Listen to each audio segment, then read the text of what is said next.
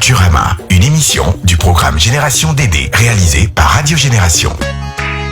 Bonjour à tous, c'est avec une voix toujours renouvelée que nous nous retrouvons pour l'émission Culturama. Notre invitée de ce jour est Madame Touré Marcel, elle est coach matrimonial et chef d'entreprise. Avec elle, nous allons parler de l'identité de la femme africaine qui se trouve parfois ballottée entre tradition et modernisme.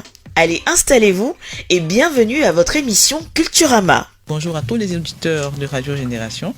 C'est un grand plaisir pour moi de m'adresser à vous aujourd'hui, en cette journée de la journée internationale de la femme africaine. Alors madame, si l'on vous demandait de faire un tableau de la femme africaine d'aujourd'hui, comment la peindriez-vous s'il vous plaît? Il y a tellement de choses qui peuvent ressortir parce que la femme africaine c'est un tout. C'est une beauté, c'est une richesse, c'est un puits de valeur. C'est une puits de valeur. Et la femme africaine aujourd'hui, elle n'est pas figée dans la tradition datant, mais c'est une femme moderne. C'est une femme qui s'affirme. Elle n'a pas honte de ses origines. Donc elle s'affirme et en fait, elle bénéficie du développement, du progrès de la société. Et au lieu de bénéficier seulement, elle essaie de voir comment y participer. Et c'est cela la femme africaine. Cette femme pleine d'initiatives, cette femme qui a tellement de projets de développement. C'est cela la femme africaine.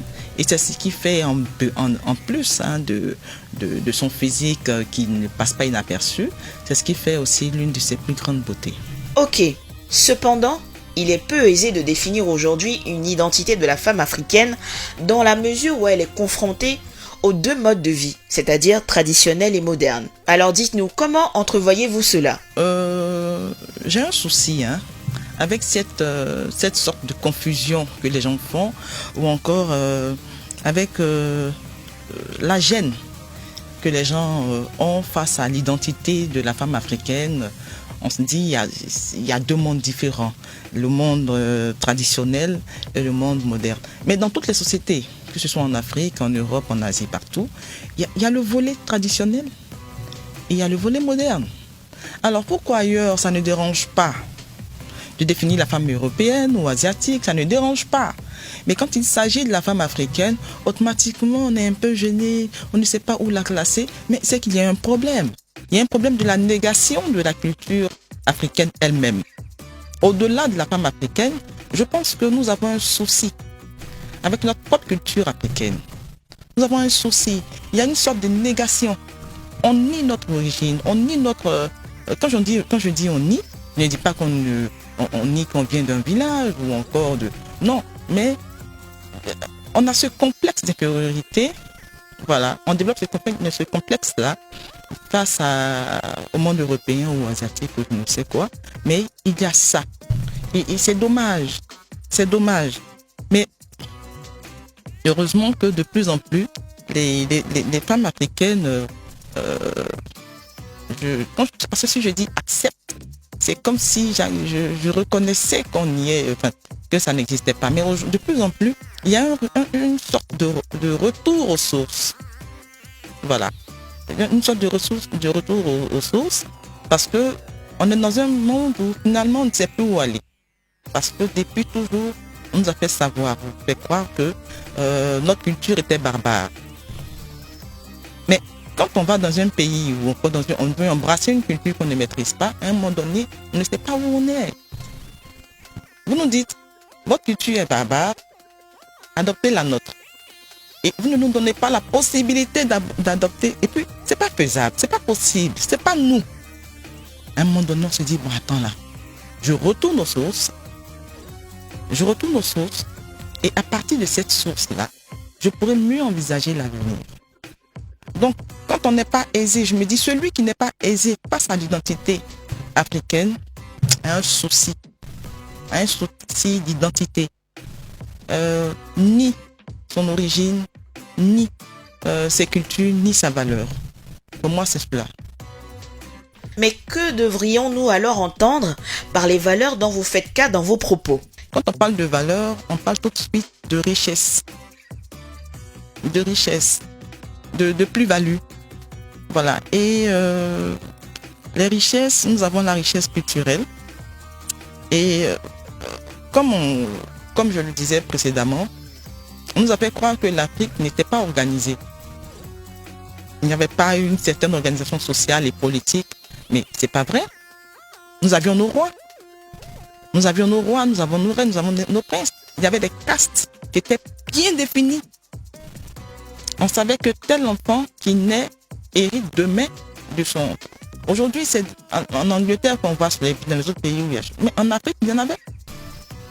Et c'était défini. Mais avec l'indépendance, je ne dis pas que c'est pas bon, mais avec l'indépendance, nous avons confondu toutes ces valeurs.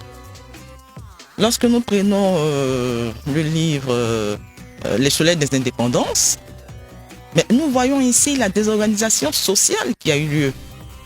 L'esclave qui monte sur le cheval pendant que le prince est à terre. Mais c'est aberrant.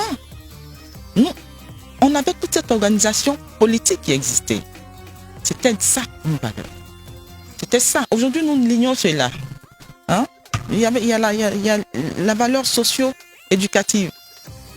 Nos mamans à la maison, on disait non, les femmes n'ont pas droit à la parole, elles n'ont pas.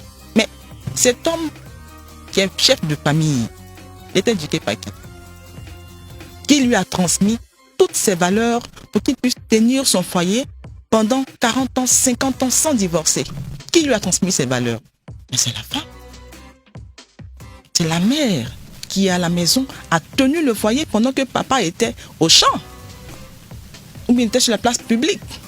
Mais c'est la femme qui était tenue de veiller sur l'éducation des enfants. Quand c'est raté pour toute la société.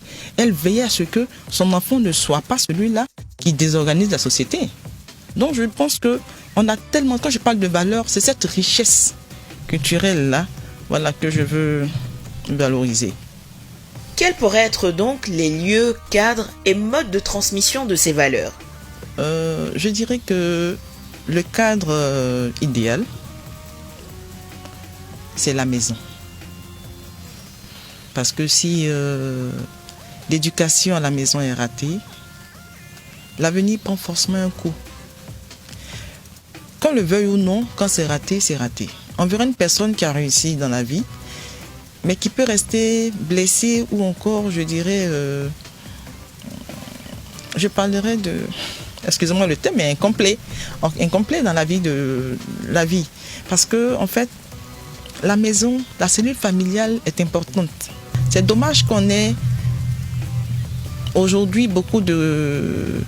On se dit, c'est la modernité, maman va au travail, papa aussi dans son coin. Et on n'a pas le temps pour éduquer les enfants. On laisse les enfants aux nounous. On laisse aux enfants, aux nounous, on leur donne d'éduquer nos enfants à notre place. Lorsque nous rentrons le soir, on n'a pas le temps d'embrasser les enfants ou encore de leur transmettre le peu, pendant le peu de temps, leur transmettre l'éducation qu'on a reçue. Donc la cellule familiale est assez importante comme cadre de transmission de ces choses. Et ensuite, je parle encore de cellule familiale parce que il faut, nous les femmes, nous devons éduquer nos enfants. Nous devons les emmener au respect des aînés. Aujourd'hui, lorsqu'on monte dans le bus, c'est choquant, mais un enfant regarde sa maman, une dame âgée, qui est arrêtée, lui, il est assis, il s'en fout. Il s'en fout. Mais ça, c'est pas notre culture. Ce n'est pas notre culture. Hein? On passe. On n'est même pas capable maintenant de saluer quelqu'un. Mais on s'en fout.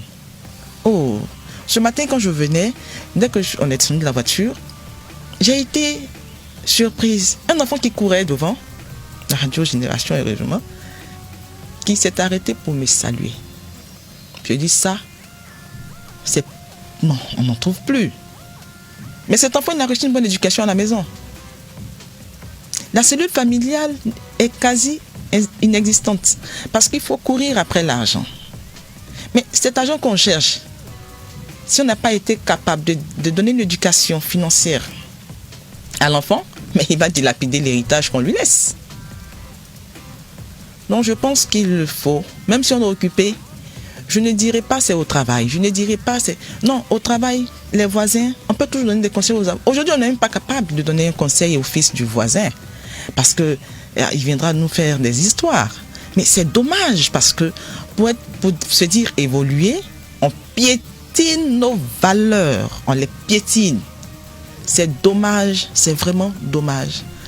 Mais je pense qu'on peut encore se rattraper. Sinon, c'est vraiment dommage. Aussi bien pour la famille, parce que les enfants ne sont pas capables de respecter les aînés, les plus grands, ainsi de suite. Parce qu'il faut qu'on commence à dire à l'enfant, tu respectes ton grand frère. Il faut qu'il commence déjà à respecter son grand frère ou sa grande sœur. Et puis, ça va de façon ascendante. Mais si on n'est pas capable de faire cela, il ne respectera personne.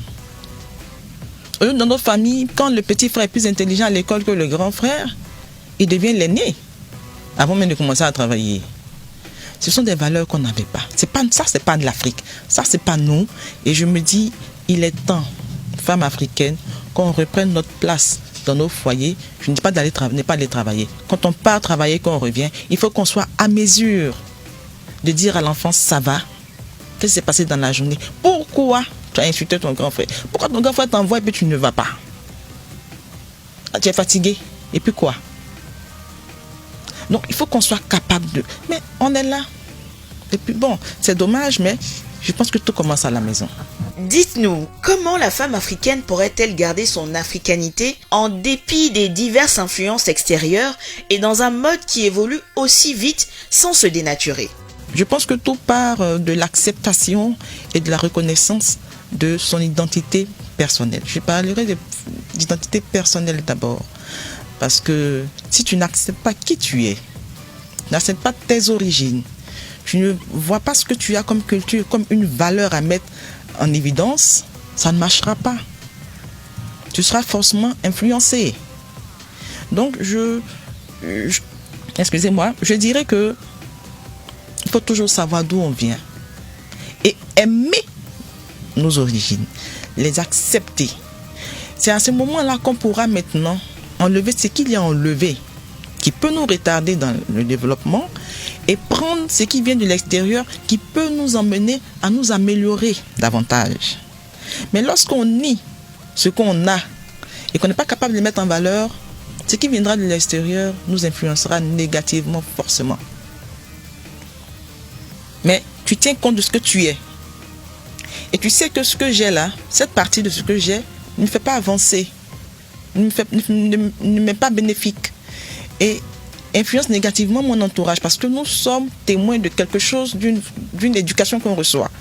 Et donc, si on n'est pas capable de regarder pour bien apprécier, pour enlever ce qu'il faut enlever et prendre de l'autre ce qui nous est avantageux, on ne saura pas, on ne connaîtra pas notre identité. Il y a des personnes qui n'ont aucune identité, il y a des apatrides, il y a tout ça. Mais il y a aussi des sans-identité, des sans-culture. Parce qu'aujourd'hui, au début, on assistait à une acculturation de la population africaine. Donc, on connaissait notre culture après les indépendances de façon délibérée. On les laissait tomber pour être appelés personnes évoluées. Mais aujourd'hui, il y a une sorte d'inculture. Il n'y a même pas de culture. Il n'y a même pas de culture. Ce qu'on peut dire, c'est chez nous les Baoulés, mais chez nous les Djoula. Mais chez nous les Djoula, là, à part cette phrase qu'on dit à l'enfant, on fait quoi de chez nous les Baoulés? On fait quoi qui caractérise chez nous les Djoula? On fait quoi? On ne fait rien. On ne fait rien. Je pense qu'il faut, je dirais toujours, un retour aux sources. Quand je dis un retour aux sources, c'est un retour à nos cultures vraies qui nous identifient en tant que personnes capables de s'organiser, capables de gérer sa vie et capables d'évoluer, d'avancer, de progresser. Voilà. Parce que qu'on le veuille ou non, nous sommes nous sommes dans la mondialisation et on sera forcément influencé. Mais nous aussi, on doit influencer les autres. On commet l'erreur de penser qu'une femme se dit blanche parce qu'elle a mis un tissage ou encore elle s'est décapée la peau. Ou non. Je me dis, l'africanité ou l'africanisation ou encore la culture africaine dépasse largement le physique. Ça dépasse largement les mèches qu'on se met. Parce que pendant qu'on décrit pour dire la femme africaine, c'est la femme qui a les cheveux crépus, c'est la femme qui est noire, c'est la femme qui est ceci. On nous demande de revenir au village. Ou bien. Mais pourtant, ce que tu prends pour écrire, pour transmettre le message, c'est pas le tam-tam parleur. Hein. Tu utilises Internet. Tu utilises l'écriture. Donc, je pense que le retour aux sources, c'est pas de rejeter carrément l'Occident, non. Mais c'est de dire, bon, je suis né dans une situation où c'est un mélange culturel. Senghor disait, il a un texte Prière au masque, il appelait au métissage culturel qui est le seul garant du développement aussi bien africain que occidental. Je pense qu'on va s'arrêter là. On va faire appel au métissage culturel. On prend ce qu'il y a de nos masques, plus du froid des machines et des canons de l'Occident. Et ensemble, je pense que c'est à ce prix-là seulement qu'on pourra vraiment être développé et bien développé. Eh bien, chers auditeurs et auditrices, nous voilà à la fin de cette émission Culturama. Nous avons reçu avec un énorme plaisir Madame Touré-Marcel pour parler de l'identité de la femme africaine et surtout des valeurs qu'elle devrait prôner. Moi, j'ai pris beaucoup de plaisir à être en votre compagnie. Je vous dis à très bientôt et bonne suite des programmes sur Radio Génération, la première radio ivoirienne 100% développement durable. Culturama, une émission du programme Génération DD réalisée par Radio Génération.